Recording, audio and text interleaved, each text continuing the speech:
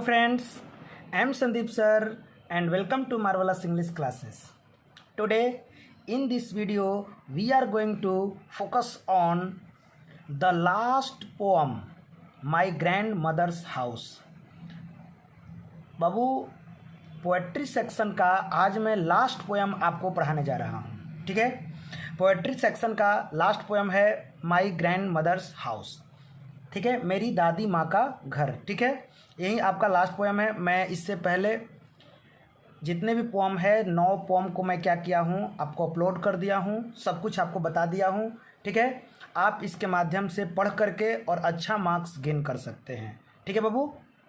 तो आइए last poem को भी हम लोग क्या करें, एक्सप्लेन करते हैं। थोड़ा पहले जानते हैं कमला दास के बारे में। कमला दास जो कि इस कविता के कंपोजर हैं और ये इनका जो माई ग्रैंड मदर्स हाउस है ये इनका एक ऑटोबायोग्राफी है, मतलब ये अपने बारे में इस कविता में बताएंगी, ठीक है। तो चलिए स्टार्ट करते हैं कि कमला दास जी का जन्म कब हुआ। पहला क्वेश्चन आपका रहेगा ऑब्जेक्टिव क्वेश्चन, रेडी कीजिए। पहला क्वेश्चन आपका रहेगा वो कमला दास का जन्म कब हुआ। तो आप याद रखेंगे कि मार्च 31 1934, ठीक है। 31 मार्च 1934 ईस्वी को इनका जन्म हुआ था, इस बात को बिल्कुल ध्यान में रखिएगा। नेक्स्ट चलते हैं हम लोग आगे। कह रहा कि poet and short story writer, ये क्या थी बाबू। तो एक पोएट, यहाँ पर पोएट के जगह पर पोएटिस लिखता तो बहुत अच्छा रहता, क्योंकि एक कवित्री थी, ठीक है। तो पोएटिस कह सकते हैं। Poetess and short story writer has earned a respectable place in both English and Malayalam literature. Try to understand बच्चों। इसका मतलब यह है कि वो जो थी एक कवित्री होने के साथ साथ एक शॉर्ट स्टोरी राइटर भी थी, छोटे छोटे कहानियों के लेखक भी थी, और इन्होंने प्राप्त किया है, क्या प्राप्त किया बाबू, द रिस्पेक्टेबल प्लेस, एक आदरणीय जगह, इन both English and Malayalam literature, माने इंग्लिश लिटरेचर में और मलयालम लिटरेचर में, ये दोनों में जो क्या की हैं तो महारत हासिल की हुई है। ये दोनों में अपना एक बहुत बढ़िया पद जो है वो बना करके रखी हैं, ठीक है। इस तरह से हम इनके बारे में कह सकते हैं कि ये बहुत ही मतलब कि अच्छी कवित्री के रूप में है, जो मलयालम भाषा भी जानती थी और इंग्लिश भाषा भी जानती थी, ठीक है। हर ऑटोबायोग्राफी, इनकी ऑटोबायोग्राफी पब्लिश्ड इन 1976। इनका जो ऑटोबायोग्राफी के बारे में आपको पहले भी बता दिया गया है क्या होता है, ठीक है। जो आत्मलेखन जो है आज इनका पब्लिश हुआ था 1976 ईस्वी में, ठीक है। करा के क्रिएटेड, ध्यान रखें, क्रिएटेड क्यूट स्टीयर, स्टीयर का मतलब होता है, स्टीयर का मतलब होता है हलचल मचा देना। और उस समय ये जो इनकी ऑटोबायोग्राफी थी पूरा फेमस था, पूरा हलचल मच गया था उस समय, ठीक है।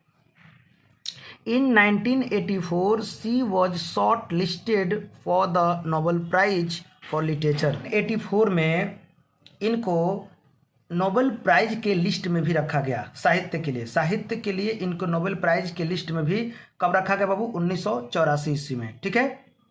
आगे इनके बारे में और थोड़ा जानते हैं। कर के हर important volumes of verse in English include, यानी कि अंग्रेजी में इनकी कुछ कविताएं जो है वो महत्वपूर्ण है, जिसके बारे में आज हम आपको बताएंगे कौन कौन सा इम्पोर्टेंट है, ठीक है।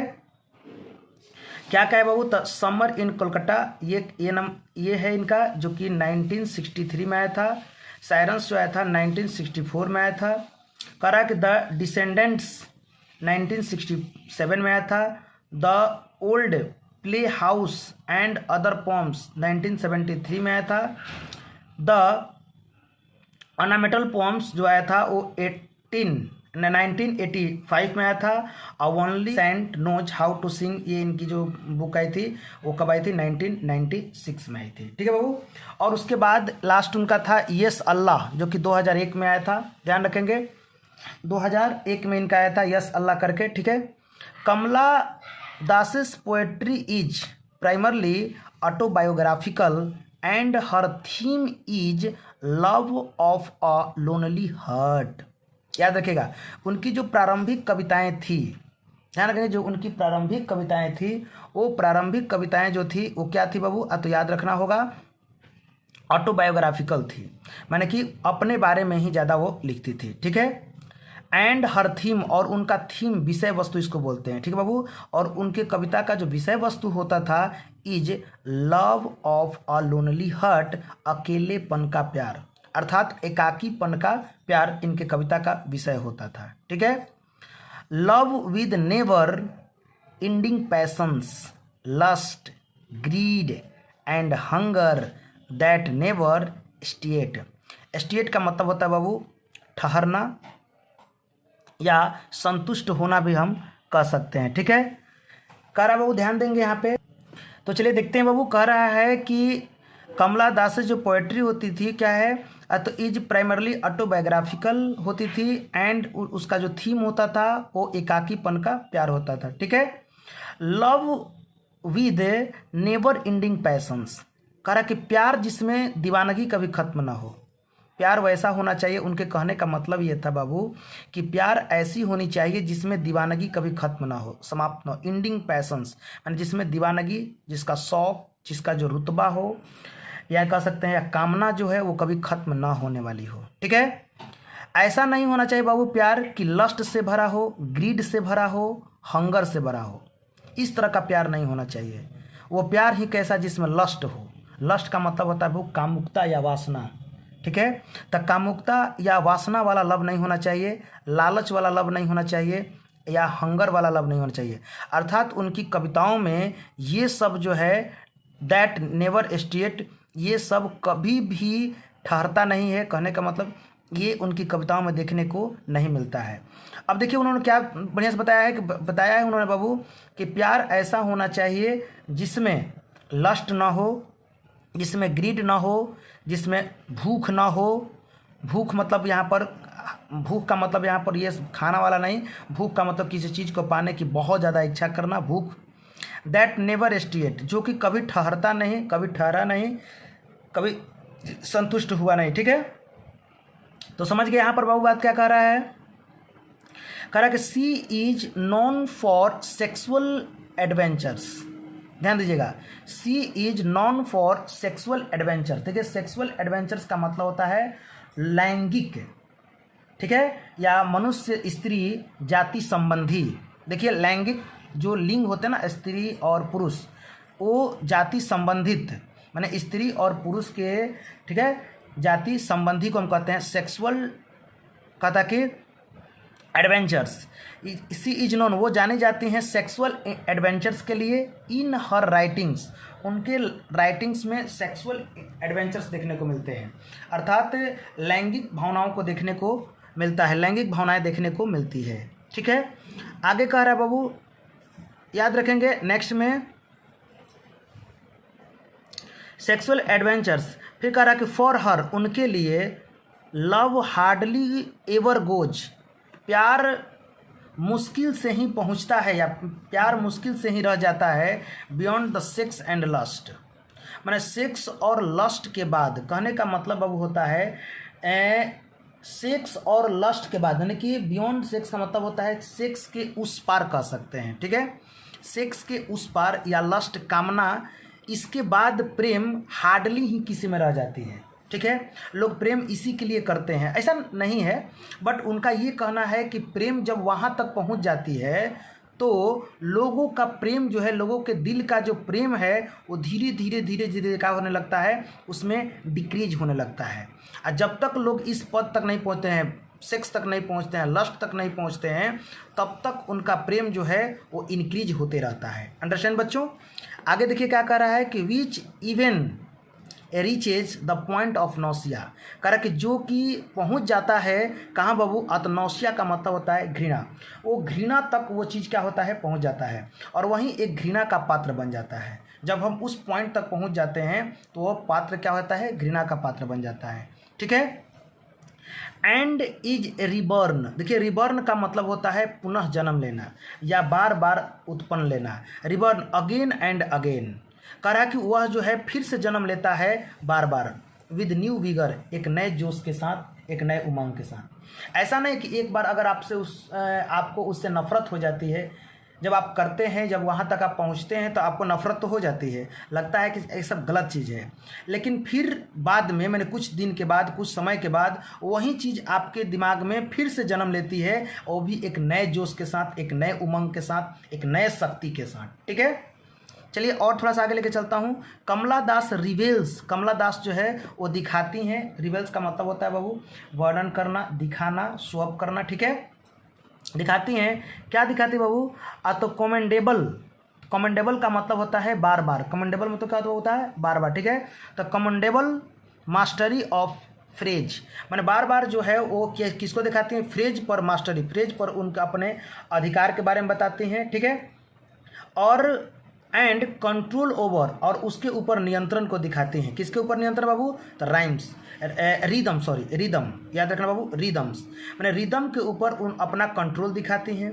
The words are often painted, कह रहा पेंटेड का मतलब होता है रंगना। ठीक है, तो कह रहा कि the words are often painted, शब्द प्रायः रंगीन पाए जाते हैं या रंगीन होते हैं। एंड द रिदम, और जो लय होता है, इज मार्वेलसली, मार्वेलसली का मतलब होता है बिल्कुल अद्भुत ढंग से, या उत्तेजना पूर्वक भी कह सकते हैं। ठीक है, या अद्भुत ढंग से कहिए ना। मार्वेलस का हमारा एक कोचिंग का नाम भी है मार्वेलस, मार्वेलस का मतलब होता है शानदार, अद्भुत। ठीक है, तो कहता है कि और रिदम जो होता है बिल्कुल मार्वेलसली ढंग से प्रकट करते हैं। ऑलमोस्ट कहता है कि फेवरसली अलाइव, फेवरसली का मतलब होता है बेताबी से कह सकते हैं या उत्तेजना पूर्वक कह सकते हैं। फेवरसली अलाइव, अलाइव का मतलब होता है जीवित, और उनके जो शब्द हैं वो बिल्कुल जीवित दिखाई देते हैं, बहुत मतलब कि अद्भुत ढंग से दिखाई देते हैं। कहने का मतलब कुल मिलाकर के वो अच्छा क्रिएटिव करते हैं, अच्छा रचना करते हैं, और उनके शब्द, उनके रिदम, उनका जो मतलब कि फ्रेज का कंट्रोलिंग है, वो सब कुछ अच्छा दिखाई देता है, सब कुछ अद्भुत दिखाई देता है। ठीक है, दैट्स, इसके बारे में हम इनके बारे में तो पढ़ चुके हैं। अब आइए थोड़ा लाइन वाइज इसका समरी करते हैं। ठीक है बच्चों, देखिए बाबू, कह रहा है कि माई ग्रैंड मदर्स हाउस। ठीक है, ध्यान रखेंगे, यहाँ पे से लाइन वाइज मैं हिंदी में समरी आपको बता दे रहा हूँ। कह रहा है कि देयर इज अ हाउस, एक घर है, नाउ फार अवे, जो कि क्या है? अब दूर है। एक घर है जो अब दूर है। Where once I received love, जहाँ पर मैं प्यार पाती थी। ध्यान दीजिएगा थोड़ा सा, बाबू क्या कह रहा है थोड़ा समझिएगा। कह रहा कि एक घर है जो अब दूर है, जहाँ मैं प्यार पाती थी। दैट वुमन डाइड, जो औरत मर चुकी है, जो औरत अब नहीं रही, जो औरत मर गई। ठीक है, यानी कहने का मतलब कमला दास क्या कहती हैं? कमला दास यहाँ पर अपने बचपन की यादों को रखी हैं। ठीक है बाबू, उनकी बचपन की यादें हैं क्या? कि कमला दास की जो दादी माँ हैं, ग्रैंड मदर्स हाउस, ध्यान रखिएगा, दादी माँ जो उनकी हैं वो उनको बहुत प्यार करती थी। ठीक है, और उसी प्यार को अपने जवानी के दिनों में जो कमला दास जी हैं वो याद करती हैं, और याद करते हुए लिखती हैं। और क्या कहती हैं कि एक घर है जो अब मुझसे बहुत दूर हो गया है, अर्थात अब मैं उस घर में नहीं रहती हूँ, वो घर मुझसे क्या हो गया है? दूर हो गया है। जहाँ पर मैं कभी बहुत प्यार पाती थी, इतना ज़्यादा प्यार कि दुनिया में मुझे किसी ने उस तरह का प्यार नहीं दिया था। ठीक है, तो मैं वहाँ पर बहुत ज़्यादा प्यार पाती थी। जो प्यार करने वाली औरत थी, ध्यान देंगे बाबू, जो प्यार करने वाली औरत थी, दैट वुमन डाइड, जो औरत क्या हो चुकी है? वो मर चुकी है। जो प्यार करने वाली औरत थी वो क्या हो चुकी है? अब मर चुकी है, खत्म हो चुकी है। ठीक है, आगे बढ़िए, क्या कर रहा है? The house with Drew into silence, कह रहा है बाबू कि घर जो है वो बिल्कुल क्या हो गया है? तो चुप्पियों में बदल गया। विद ड्रू का मतलब होता है लौट जाना। ठीक है, और साइलेंस का यहाँ पर इनटू साइलेंस, साइलेंस का मतलब चुप्पी, और घर जो है वो बिल्कुल सुनसान हो गया है, बिल्कुल चुप्पियों में बदल गया है। विद ड्रू का मतलब बदल जाना या टर्न हो जाना। ठीक है, तो घर जो है बाबू वो बिल्कुल जो है वो चुप्पियों में बदल गया है, बिल्कुल साइलेंस हो गया, सुनसान हो गया है। स्नेक मूव्ड, और ऐसा मानो जैसे कि वहाँ पर सांप घूम रहे हों। स्नेक मूव्ड, सांप घूम रहे हों, ऐसा लग रहा है कवित्री को। यानी कवित्री जो है बहुत पहले उस घर में रहा करती थी जब उसकी दादी माँ जिंदा थी। ठीक है, लेकिन दादी माँ के मरने के बाद वो घर जो था वो बिल्कुल सुनसान हो गया था। ऐसा मानो कोई भूत रहता हो उस घर में, कोई काटने के लिए दौड़ रहा हो। इसीलिए उन्होंने लिखा है बाबू कि विथ ड्यू इनटू साइलेंस, चुप्पियों में बदल गया। स्नेक्स मूव्ड, और वहाँ पर क्या घूमते हैं, सांप घूम रहे हैं या सांप घूम रहे थे भी हम कह सकते हैं। ठीक है, आइए समझते हैं आगे की ओर। देखिए बाबू, आगे देखते हैं बच्चों क्या कह रही हैं। कमला दास कह रही हैं कि among books I was then too young. कह रहा है कि किताबों के बीच वो बड़ी छोटी थी। कहने का मतलब कि उस समय जब उसको पढ़ने के लिखने के लिए कहा जाता था, किसको, कमला दास को, बच्ची थी जब, तो वो उस समय पढ़ने लिखने के मामले में बहुत छोटी थी। यानी कहने का मतलब कि वो इतना छोटी थी कि किताब नहीं मैंने पढ़ती थी, पढ़ने में उसका मन उस समय नहीं लगता था। ठीक है, अर्थात कह सकते हैं किताबों के बीच जो है उस समय वो बहुत, तब तक वो बहुत क्या थी, छोटी थी। टू रीड, पढ़ना, and my blood turned cold like the moon, और पढ़ने के नाम पर उसका शरीर का खून जो था बिल्कुल ठंडा हो जाता था। किसकी तरह बाबू, द मून, चंद्रमा की तरह। देखिए यहाँ पर दो सेंस में रखा गया है। पहला सेंस तो ये रखा गया बाबू कि जब वो सोचती थी अपनी दादी माँ के बारे में तो उसका खून जो था बिल्कुल ठंडा हो जाता था, लाइक द मून, यानी कि चंद्रमा की तरह। ठीक है, यानी कहने का मतलब ये बाबू कि वो पढ़ने के लिए तो उस समय छोटी थी ही। And my blood turned cold like the moon, how often I think of going. कहाँ पर जाने के बारे में सोच रही बाबू, तो उस दादी माँ के घर पर जाने के बारे में जब सोचती है तो जब वहाँ की तमाम मेमोरीज, याद रखेंगे, जब वहाँ के तमाम जो मेमोरीज है, जो यादें हैं, उस समय उसके दिल में क्या होने लगते हैं, आने लगते हैं।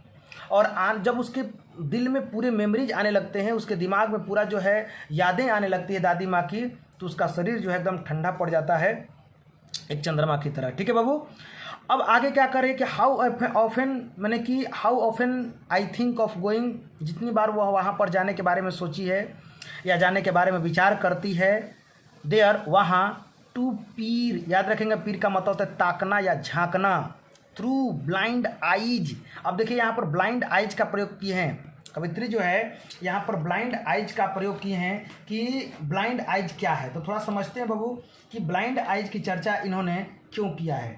ठीक है, कह रहा है कि the eyes of windows are called blind eyes, no one looks through them as the house is deserted. अब यहाँ पर ब्लाइंड आइज इसलिए कहती है क्योंकि अब बिल्कुल सब कुछ खत्म हो चुका था, अब पहले जैसी कोई स्थिति नहीं थी। जब वो कमला दास वहाँ पे छोटे उम्र में रहती थी तो उस समय ब्लाइंड आइज नहीं था, लेकिन यहाँ पर वहाँ न होते हुए भी उसके बारे में सोचना, यह इसीलिए यहाँ पर लिखा है ब्लाइंड आइज। ठीक है, यानी कि आंखों देखा वो दृश्य न देख करके सिर्फ उसके बारे में विचार करने की जो अभिव्यक्ति है उसके लिए लिखा हुआ है ब्लाइंड आइज। ठीक है ना बाबू, तो क्या करते हैं कि टू पीर, पीर का मतलब ताकना या झांकना, through blind eye of windows, windows के पास है। यहाँ पर देखिए अंधी आंख मत समझ लीजिएगा, अंधी आंख यहाँ पर नहीं है ना कि वो अंधी थी, ऐसा मत समझिएगा बाबू।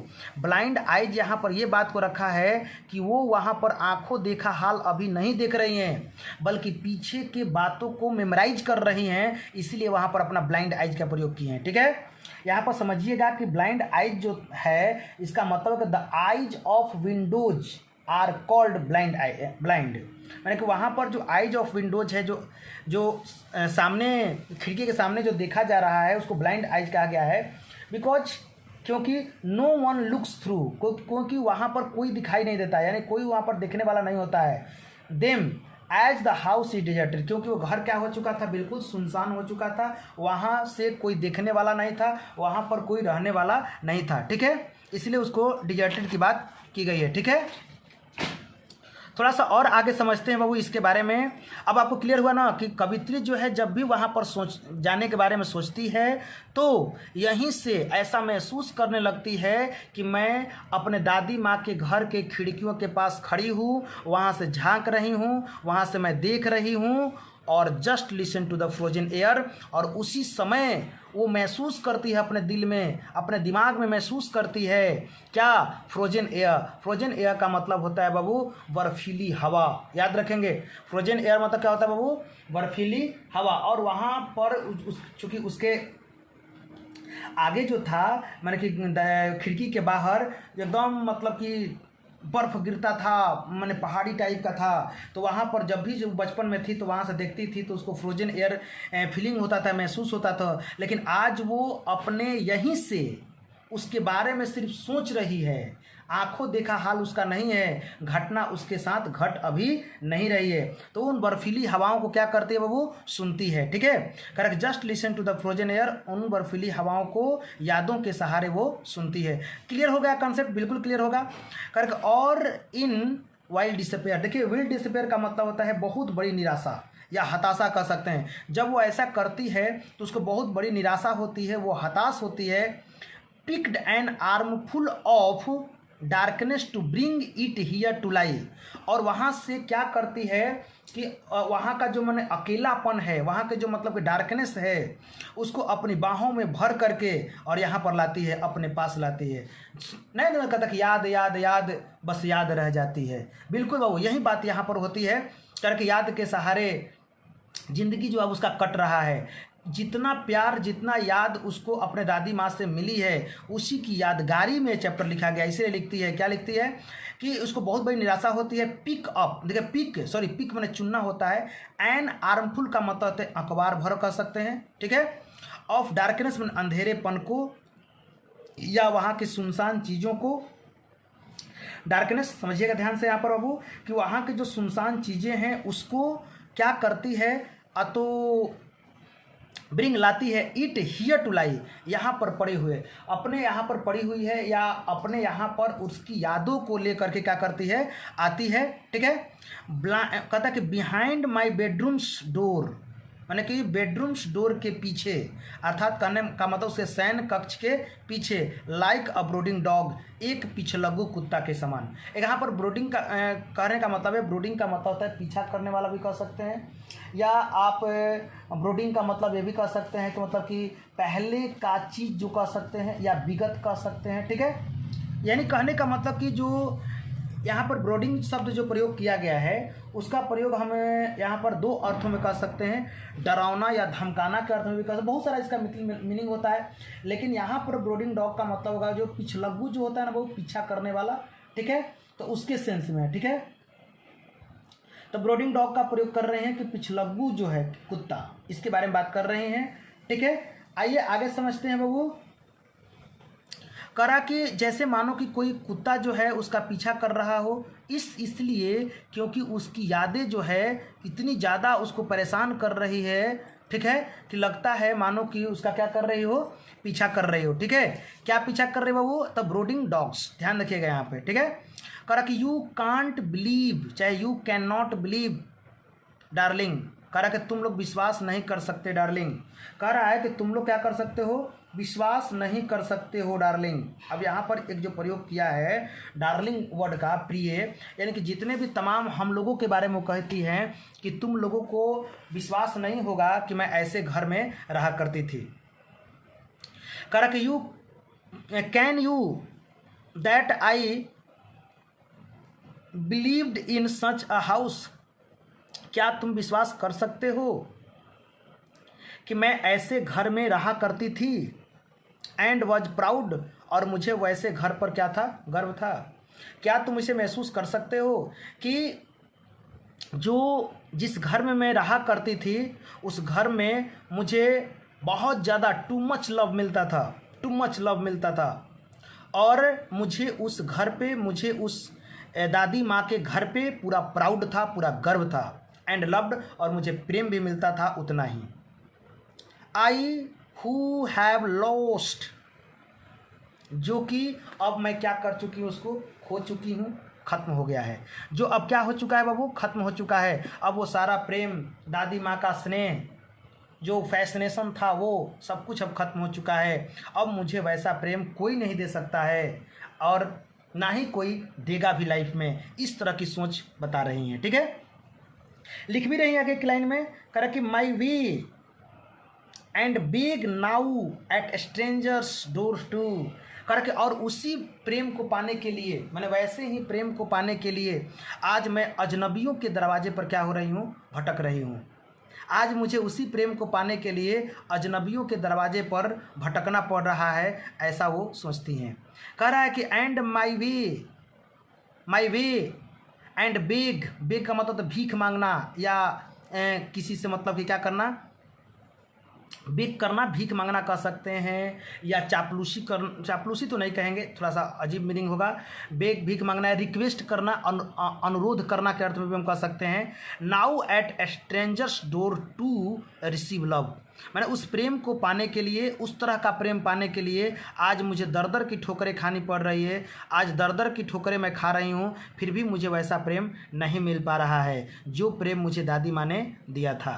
At least in small change, at least in small change कहती है यहाँ पर कि कुछ ना कुछ तो माने कि बदलाव जो है बिल्कुल हो चुका है। एटलीस्ट कम से कम कह सकते हैं, एटलीस्ट कम से कम कुछ ना कुछ ये बदलाव जो है बिल्कुल हो गया है। पहले जैसा अब सब कुछ नहीं रहा, ठीक है।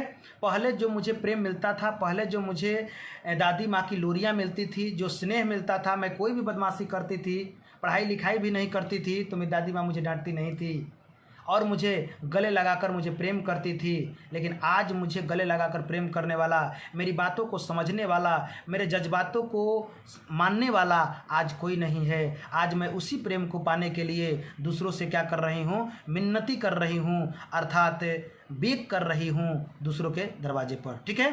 ये सब कुछ क्या हो चुका है, चेंज हो चुका है। That's clear. आई होप आप लोग को समझ में आया होगा, ठीक है। देखिए बाबू, यहाँ पर मैं आप जो चूँकि ये लास्ट चैप्टर है इसलिए मैं कुछ थोड़ा सा आपको एक और बातें बता देना चाहता हूँ क्योंकि यहाँ पर जो वर्णन किया गया है, कैसे घर के बारे में वर्णन किया गया है, जहाँ पर कवित्री जो है अपनी दादी माँ के साथ रहती है, वहाँ पर प्यार पाती है। कवित्री को घर की बहुत याद सताती है, वह दूर बहुत अलग एक नए नगर में अब रहती है, मैंने कि दादी माँ के से बहुत दूर रहती है।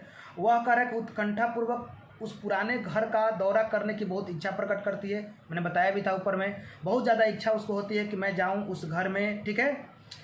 लेकिन इस तरह से सोचने से वो हो नहीं पाता है। वह उस घर के अंदर बैठकर अपनी प्रिय जो दादी जी हैं उसको याद करती हैं, जो कि शरद ऋतु, जो ठंडा का मौसम था, उस ऋतु में वहाँ के जो बर्फीली हवाओं का झोंका था उसको भी क्या करती हैं, महसूस करती हैं, ठीक है। उसके बाद दादी के घर पर उनको बहुत बड़ा नाज होता है, जहाँ पर उन्हें अत्यधिक प्रेम या स्नेह मिला है। वह वैसा ही प्यार और स्नेह की कामना करती हैं, यही बताया गया, उसी तरह का प्रेम के लिए कामना करती हैं, ठीक है, जो उसके बचपन में दादी माँ से मिला था। यहाँ तक कि अजनबियों से भी इसके लिए गिड़गिड़ाती हैं। अजनबी लोग जो मतलब कुछ जिनको जानती भी नहीं है, उन लोगों से भी ये प्रेम पाने के लिए क्या करते हैं, गिड़गिड़ाती है। पर उसे जो स्नेह बचपन में मिल गया है, अब वो प्रेम जो है नहीं मिल सकता।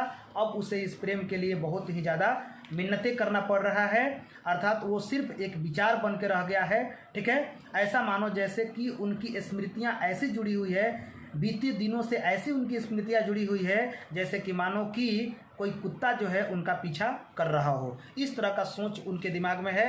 यानी कहने का मतलब ये है बाबू कि उनकी बचपन की यादों के समान अब कुछ भी नहीं रहा, ठीक है बाबू।